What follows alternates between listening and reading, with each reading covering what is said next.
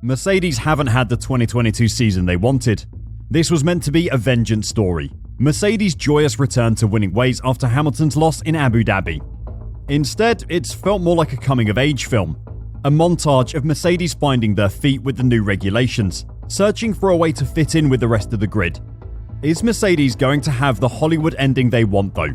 Are they actually going to learn from the experiences this season and come back in 2023? Lewis Hamilton has described the W13 as a car that wants to kick you hard whenever you dare ask it to attack an apex. At one point, he said it was the worst car he's ever driven. George Russell has called it a diva as well, and Toto Wolff apologised to his drivers for giving them such a bad car. It isn't just the car that's been problematic for the team though. The race strategy has been pretty poor as well. Ferrari have been ripped apart over the strategy mistakes that throughout the season have stopped Charles Leclerc fighting for the World Drivers' Championship, and rightly so. They have made some howlers. But behind them, Mercedes have been having similar problems.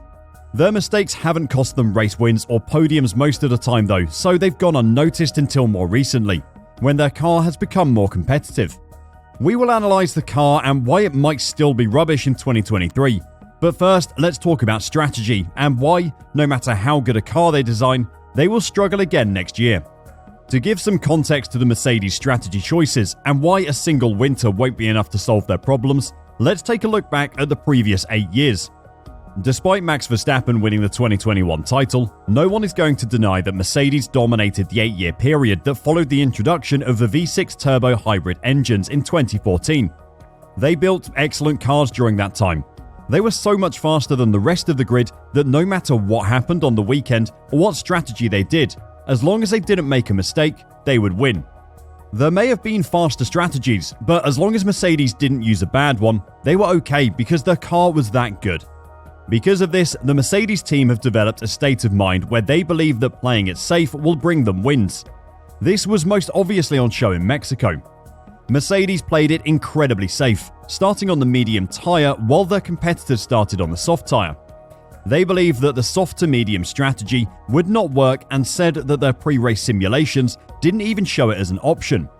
Instead, they decided to go for a medium to hard strategy, assuming everyone else would have to do a two-stop if they started on the soft. It was a very safe starting strategy but did leave them with options.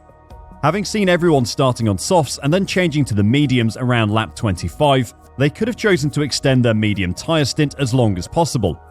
The risk in this was that the tyres might not have gone far enough to switch straight to softs on a one-stop. Instead, they would have had to do a two-stop, like they thought the rest of the field would. The advantage of extending the opening stint on medium tyres would have been that if Red Bull did do a two-stop and Mercedes could pull off a one-stop, they would have saved 30-ish seconds of time by not pitting, and therefore given themselves the best chance of winning. Remember, Mercedes have managed tyres better than any other team on the grid this season, so this was a possibility. Instead of taking a risk and going for a winning strategy, they played it safe in the hope that Red Bull would have to pit twice or make a mistake. Hamilton and Russell came in around lap 30 for hard tyres and drove the rest of the race on those. Max Verstappen managed 46 laps on the mediums he put on at his one pit stop of the race, and by the looks of his tyres at the end of the race, could have carried on longer. Mercedes' choice to not extend their opening stint and instead play it safe completely removed any chance of a race win for Lewis Hamilton. The worst part of it was that George Russell was calling for the team to let him stay out. Without any information on what else was going on around the track, George saw the chance at a one-stop, but the team overruled him.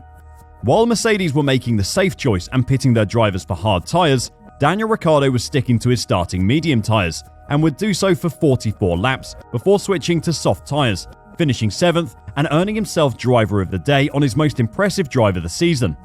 In their post-race debrief, Mercedes chief strategist James Vowles said, "We decided that track position was more important at that stage, and furthermore, we had some data from Latifi that had already stopped, and hard wasn't terrible." Now, I know I'm not an F1 chief strategist, but if I'm going to follow the example of any car on the grid, it isn't going to be Nicholas Latifi, the slowest man on track. There is a reason for their safe strategy choices, and why they're so determined to stick to pre-race plans. It is the same reason they failed to address the problems their car had earlier in the season. It is their reliance on simulations. Remember Toto Wolff's constant shouting at the start of the year about the W13 being a second a lap faster once they got it running where they wanted it to. That pace never appeared, and eventually, after many races of trying to find that pace, they admitted their simulations were wrong, and they needed to instead look at what was happening on track. It completely changed the way the team looked at car development, and the same thing needs to happen with their race strategy. Hopefully you can now understand why no matter what Mercedes do in the off-season, they still won't be able to compete next year. Of course, a new season means a new car, and Mercedes have said they know what went wrong in the design for 2022, and they know how to fix it for 2023. But do they really? I think the DNA of the car is going to change for next year. That's clear, Mercedes team boss Toto Wolff said.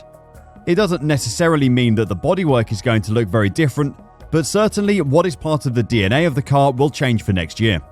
Mercedes' fundamental problem in 2022 has been its rear suspension setup, which prevents the team from being able to run the W13 at the optimal ride height without the bouncing problems that rattled its drivers to the point of back and chest pains earlier in the season. Mercedes has chosen its path for 2023, with the hope it can return to F1's title fight and get on par with Red Bull and Ferrari, which both usurped it this year. Technical director Mike Elliott said, "F1 is a learning game. You never know all the answers, and what we've been trying to do is to make sure there's nothing we're missing. Keep digging, see if it's something else we need to find. Next year's car will look different.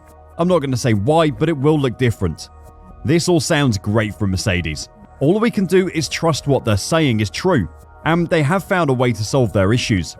But how are they going to be able to close the gap to Ferrari and Red Bull over one winter? Toto has admitted that the mistake Mercedes made was in October 2021, and that 8 to 10 months of development after that was basically useless because it was addressing symptoms, not the root cause of their problem. If this was 3 years ago and there was no budget cap, then sure, they could spend their way out of the hole, but that's not possible anymore. What may make it even harder is Mercedes' insistence on winning a race this year.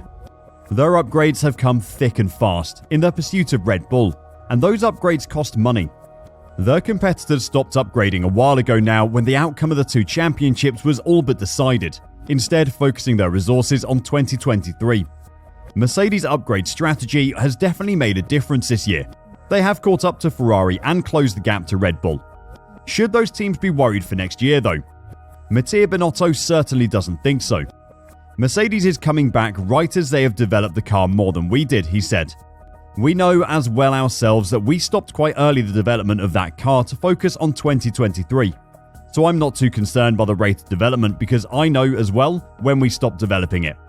Like the rest of you, we would love to see Mercedes back in the championship race, competing for race wins every weekend.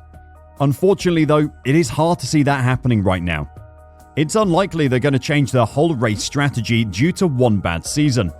And it seems almost impossible for them to catch up the 8 to 10 months of development they lost this season in the 3 months between Abu Dhabi and 2023 preseason testing. As much as it pains us to say, 2023 is going to be a 2-horse race again. Or should we say a 1-horse, 1-bull race? Want to know more about what's going on in Formula 1? Then click the link on your screen now and I'll see you there.